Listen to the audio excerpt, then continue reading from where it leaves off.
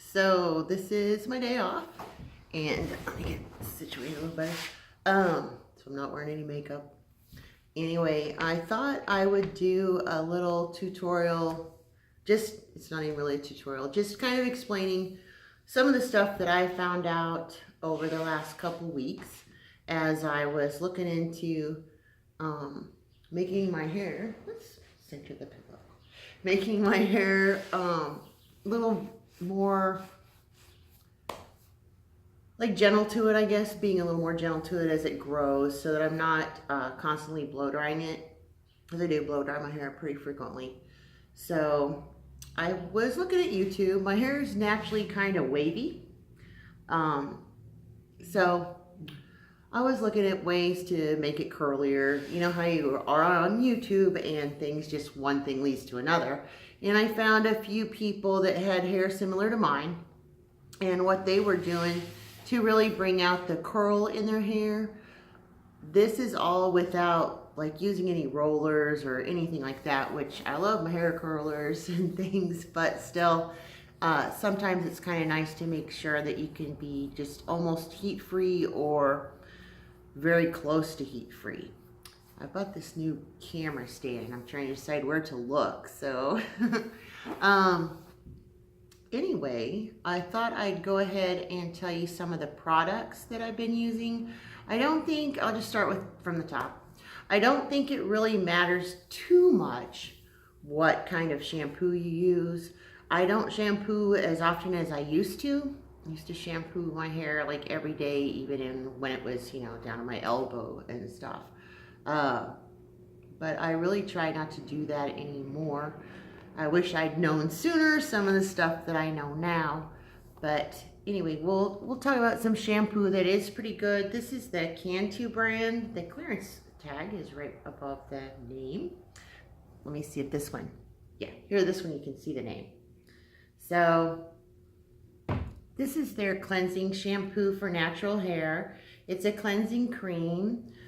Most all of their products are pretty darn healthy for your hair. They don't have a bunch of sulfates and parabens and all kinds of bad things that actually do make your hair look pretty good in the short term.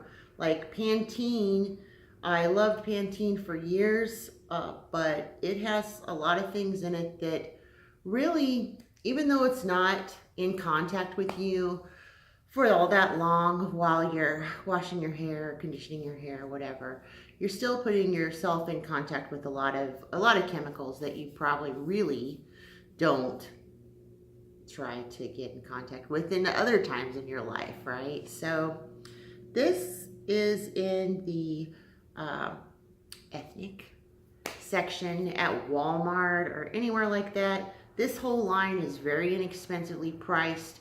It's cheaper than a lot of the organic shampoos that you buy. It's not organic, but it's got a lot of things that aren't in it. So let's look. No mineral oil, it's a big one. Sulfates, parabens, silicones, phthalates, gluten, which I'm not sure. I guess if you were super gluten sensitive, you wouldn't even want it on your skin at all because things can absorb, right?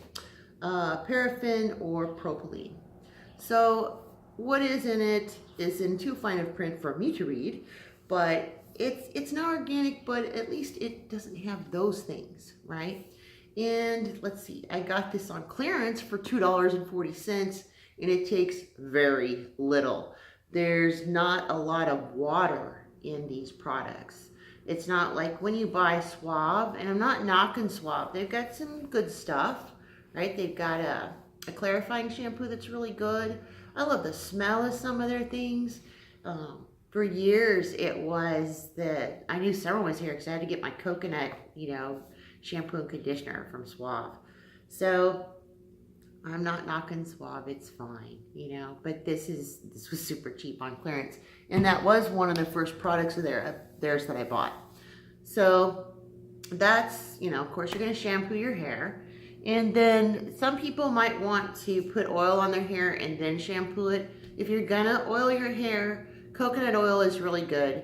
Castor oil, I've tried to experiment with a little bit lately, and honestly, it is very hard to get rid of. So even if you've left it on for hours and hours, I think I left it on like 8 hours, a lot of it did absorb, and it's supposed to be super good for your scalp and really encourage your hair to grow. Maybe it did. I don't know. You can't tell.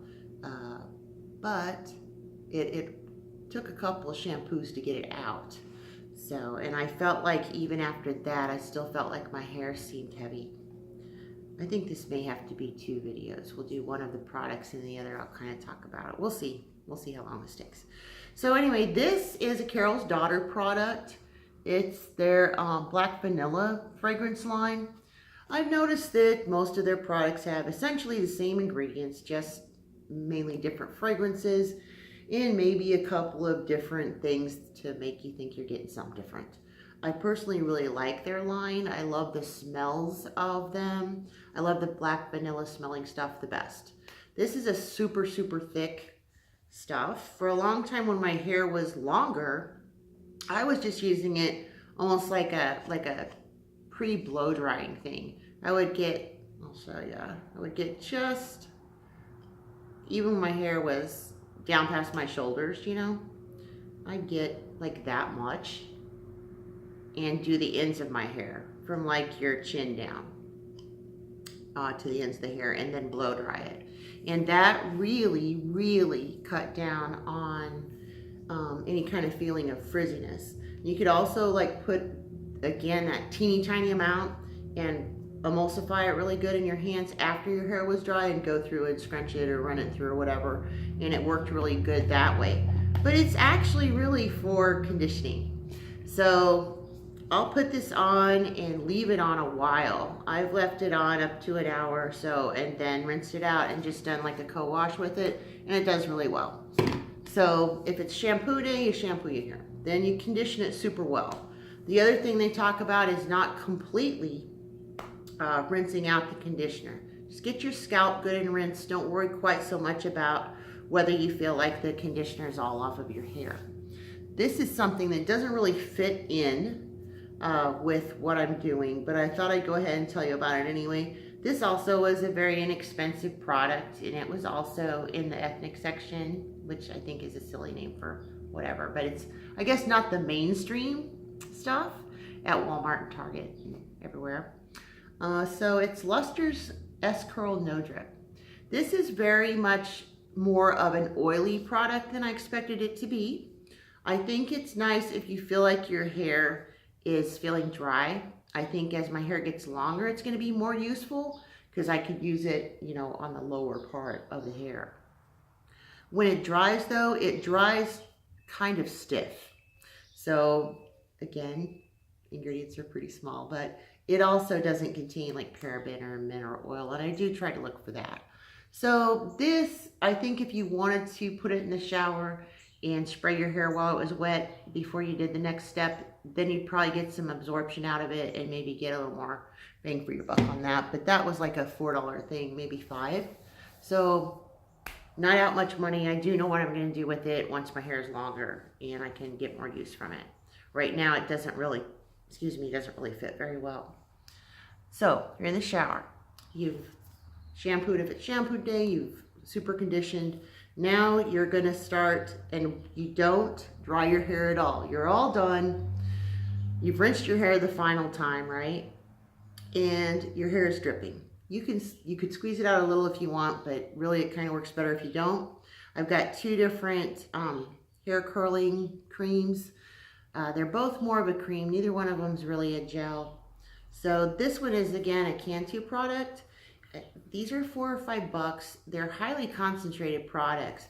For the price difference between what Carol's Daughter's products do and what these do, those are like $11 or $12 unless you catch, like that. I got this at Ross, a whole 3 products of Carol's Daughter stuff. These are like $9 to $12 a piece at Target.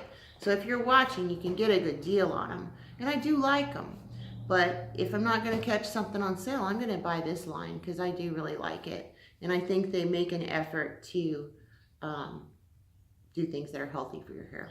This works really well. I've kind of almost decided it's probably my favorite one that I have right now. I have had Diva Curl products in the past.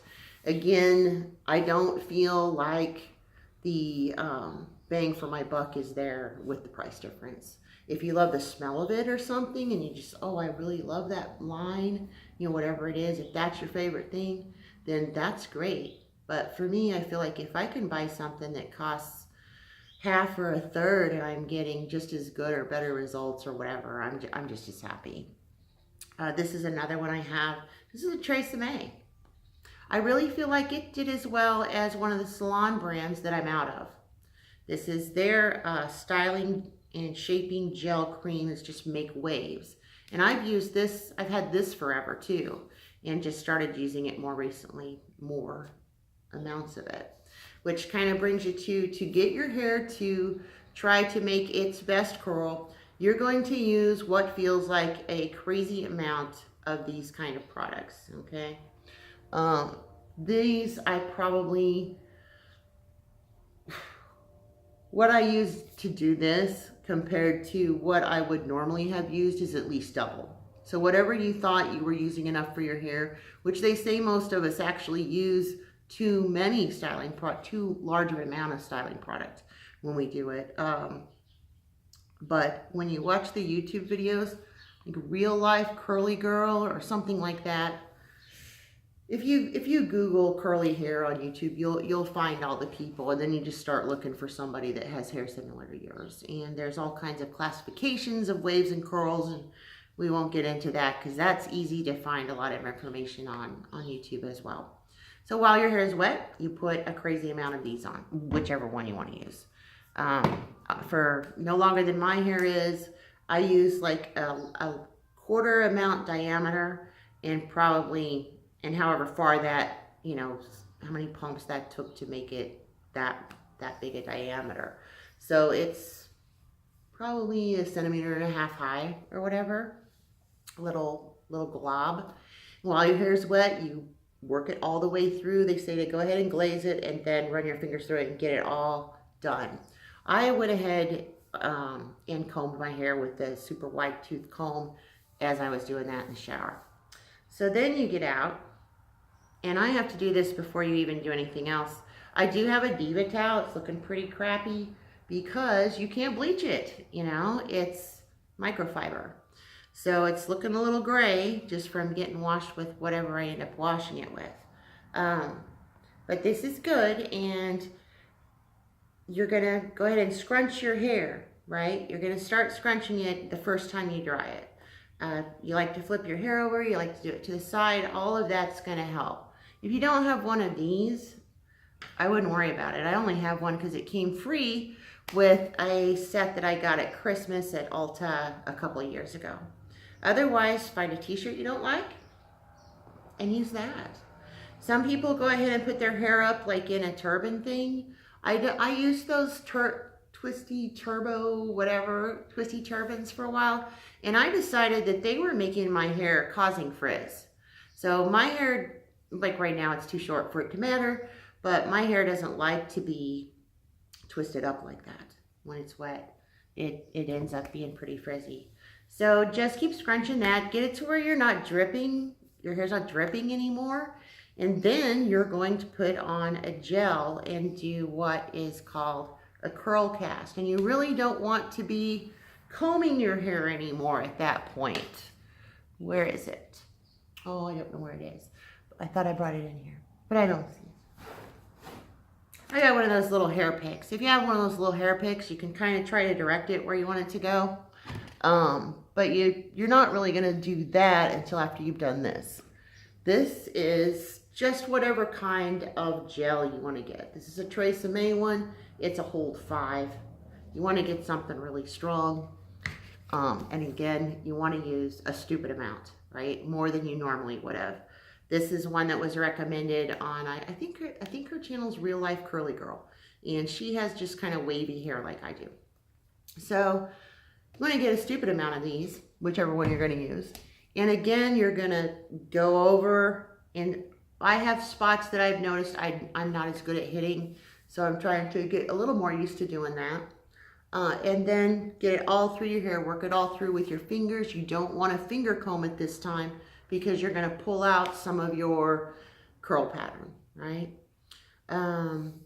Go ahead and scrunch it again. And this time when you're doing this, you need to be hearing like a squishy sound. If you're hearing a squishy sound from the crazy amount of stuff that you have put in your hair, then you have enough stuff in your hair. If you're starting to feel like it's too much, get your t-shirt or your towel again and go ahead and scrunch some of it out with that. And then if you've done it upside down like I tend to, you go ahead and flip your hair back and try to kind of get it where you want to go. Then at that point, if you want to, like my hair's not too dry to do it now, but it's getting there. Like right here, if you wanted a little more lift at the crown, you can go ahead and take something that's not going to squish your hair, like one of these, or any kind of little clip, whatever you've got, bobby pins, little hair claws, whatever, and just clip it so that you would have that height you want. Like if I wanted more fullness through here, I could go ahead and clip up the sides, which I have before, and it does work.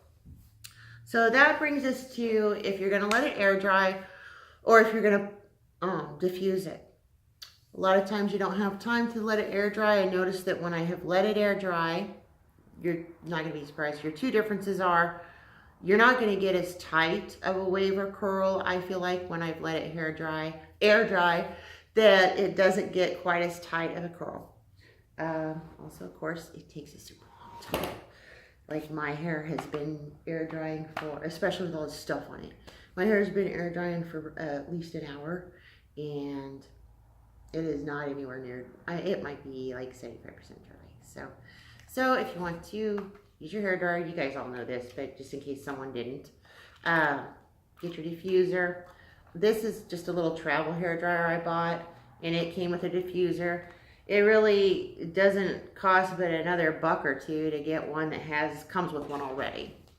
So when you diffuse it, just like you would anything else, you can work on getting some more height in it by just rubbing that through. It's almost like you're teasing it as you're drying it, right? Doing that. You're doing your sides and you're doing it upside down a lot so you get that height at the crown that we all would like to have. Let's see, what else? So to finish up, if you're going to diffuse it, it's probably going to mostly, your hair's really crunchy, right? From all this stuff. So when you diffuse it, a lot of that crunch gets out just by having done that. But if you're letting it air dry, at the time that you feel like it is completely dry, like I'm probably gonna go ahead and diffuse dry this a little bit just to finish it. But still it'll be way less blow drying than what I would normally do and this is at the low heat setting rather than at, you know, full blast high heat. Like I would normally do in the low speed. So it's a lot less exposure to heat as I'm letting my hair grow back out. But after you're done with that, or it's completely dry, sorry, after air drying, you're gonna go ahead and scrunch it until it doesn't, until it doesn't crunch anymore. So you're gonna scrunch it until it's soft, which was kind of new information for me. So at this point, I'll go and finish drying it and get it kind of done, and then we'll look at that real quick, and that'll be the end, okay? Thanks.